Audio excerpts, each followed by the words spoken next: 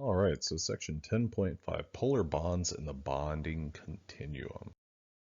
So electronegativity and bond polarity, we've already talked about electronegativity, and that's the idea that within a molecule, one atom basically wants the electrons more so than the other one. And we use the extremes of francium as the least electronegative element and fluorine as the most electronegative element. Fluorine has an electronegativity value of 4, and francium is, I believe, 0.7. Those are numbers that you don't have to memorize or anything. I'd like you to memorize the trend, and that is in the upper right-hand corner of the periodic table where fluorine is. That's where your most electronegative elements are. In the lower left-hand corner, that's where your least electronegative elements are. So here we've got an example of hydrogen fluoride. The fluorine atom has a higher electronegativity than the hydrogen atom, and therefore that fluorine atom is going to pull those electrons more so than the hydrogen does. And so you're going to have a higher density around the fluorine than around the hydrogen. And effectively what it's going to look like is this right here. So we've got a comparison of two different molecules. We've got HF, or hydrogen fluoride, or hydrofluoric acid, and we've got fluorine, F2. Okay, now fluorine, what we're looking at and comparing here is the electronegativity of these two atoms. So hydrogen has an electronegativity of, I think, 2.2, and fluorine is 4.0, so we've got an electronegativity difference. And quantifying that is not so important right now, but instead visualizing that. So this kind of shape, this orb shape around this molecule, is effectively there to show you where the electrons are. Now, if you remember, fluorine, this guy right here, is going to pull more of the electrons, more of those shared electrons towards itself than hydrogen will.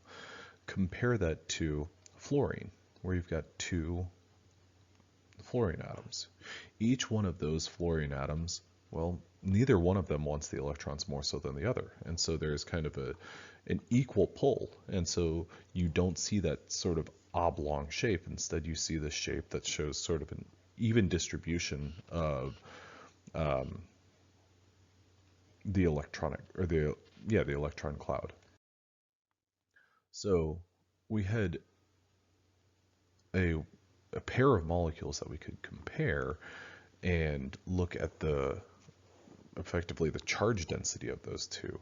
So it's a greater negative charge around the F atom in HF, and then that hydrogen therefore has a partial positive charge, which is denoted by this sigma positive. So effectively what we would see there is we had a partial negative charge on the fluorine atom and a partial positive on the hydrogen atom. These positive and negative poles indicate a charge separation and some level of ionic character. So speaking of a molecular versus an ionic compound, well, molecular compounds have covalent bonds where you have this even distribution of charges and you have this equal sharing, whereas a ionic molecule, I apologize, one atom is going to transfer an electron to the other. Now the completely evenly shared bonding electrons in F2 are nonpolar and completely covalent. So what we have there is a completely even distribution of those electrons. So we don't have a pole with that, or we don't have poles. And whenever I say poles, I mean like a positive pole and a negative pole. So that's our fundamental difference there. Now these differences in electronegativity, we can use those to basically classify. So large differences in electronegativity, delta En, between atoms indicates uneven sharing of electrons and perhaps even transferring of electrons to form an ionic bond. Okay, now our moderate delta En values indicate less even sharing and polar covalent bonds, where the most electronegative element is always the negative pole. Okay, so If we had anything paired with fluorine, with the exception of fluorine, well, fluorine would give that negative pole of that molecule. Okay, small differences in electronegativity values are associated with slightly unevenly shared electrons in slightly polar covalent bonds.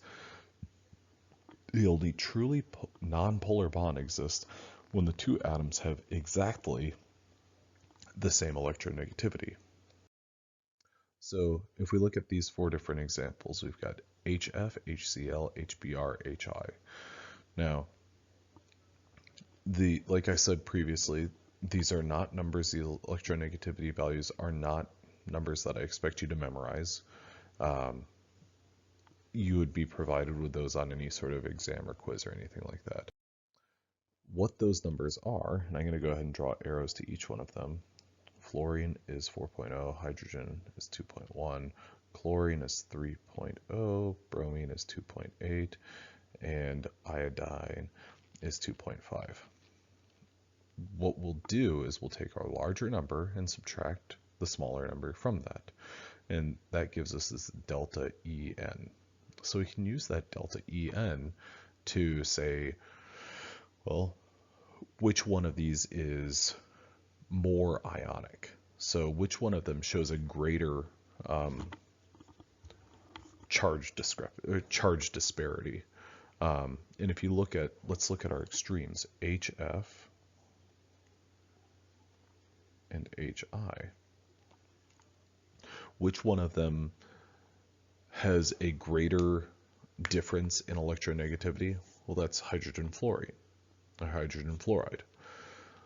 That is a molecule that shows fluoride wants those electrons, oh boy, to a much greater degree than hydrogen does. Now, if you compare that to HI, well, iodine, it wants the electrons more so than hydrogen does, but its pull is it's much closer to that of hydrogen. So if you were to look at these two molecules and say which one is more ionic, and remember an ionic molecule is a transfer of electrons, so which one of them shows almost an ionic molecule? Well, that would be HF, because we have a greater difference in electronegativity. Now, the bonding continuum. Bonds between atoms can range in type based on whether the electrons are evenly shared, unevenly shared, or completely transferred. The magnitude of delta En predicts the amount of charge separation for the bonds that share electrons unevenly. There are no sharp cutoffs, so it's not like an electronegativity difference of 0.2 to 0.6 is nonpolar, or there are no sharp cutoffs for nonpolar, polar, and ionic bonds, but rather we have a continuum. And so what we do is we look at it in terms of, do we have 100% even sharing of electrons or 100% transfer of electrons? So here's our bonding continuum. Delta En, our change or our difference in electronegativity, ranges from 0 to high. So what we've got is, as an example, would be something like F. So that would be a non-polar covalent molecule where you have an even distribution. Now, a polar covalent molecule might be something like, well, HF. You've got a clear, distinct difference between negative and positive charges. And then an ionic molecule would be something like FRF, where we have this kind of relative difference between them. Because if you remember, hydrogen has an electronegativity of 2.1, 4.0, and then this is 0.7, 4.0. So our electronegativity difference here is 3.3 versus 1.9. So this difference, this 1.9, yeah, it's pretty high, but it's not nearly as high as this 3.3. Okay. Now, the last thing that I want to talk about is a concept known as a dipole moment. So polar covalent bonds are dipoles. So a polar covalent would be something like HF. They have separate areas of opposite charges. So we have that partial positive and partial negative. Now the dipole moment is a measurable quantity related to the magnitude of the charge, Q, and the distance between the charges, R, and is reported using what are units known as Dipole units, or that's represented by the capital letter D. The Dipole includes the charge unit, Coulomb, and the distance unit, meters. So 1 capital letter D is equal to 3.34 times 10 to the negative 30th Coulomb meters.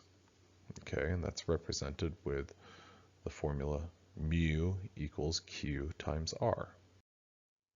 So a dipole moment is measured and indicates the degree of an ionic character present in a covalent bond. Now compare the measured dipole moment, mu measured, to a calculated dipole moment that assumes 100% transfer. Well, what you can say is your measured versus your calculated dipole moments times 100 gives you the percent ionic character. You can use that bond length and charge of an electron to determine mu calculated. So here are some correlations that you can draw between dipole moment and bond length. And one thing that I want you to take away from this is we looked at HF, where what did we see for our delta En was approximately 1.9, and this was 0.4 delta En. Okay, so when our electronegativity difference is 1.9, we have a measured dipole moment of 1.82. We have a bond length of 92. Okay, so when our electronegativity is great, our dipole moment is great, our bond length is short. Okay, now let's see if we've got a trend here. When our electronegativity difference is low, our measured dipole moment is lower, and our bond length is greater. Okay, well, some of the most important parts of this whole part that I'd like you to understand is electronegativity differences. I'd like you to understand what basically a nonpolar molecule versus a polar molecule versus an ionic molecule. And I think that we looked at, well, 3 good examples on that continuum. We looked at F2, HF, and FRF, or francium fluoride. I hope this is helpful, and I'll see you in the next and last installment of Chapter 10.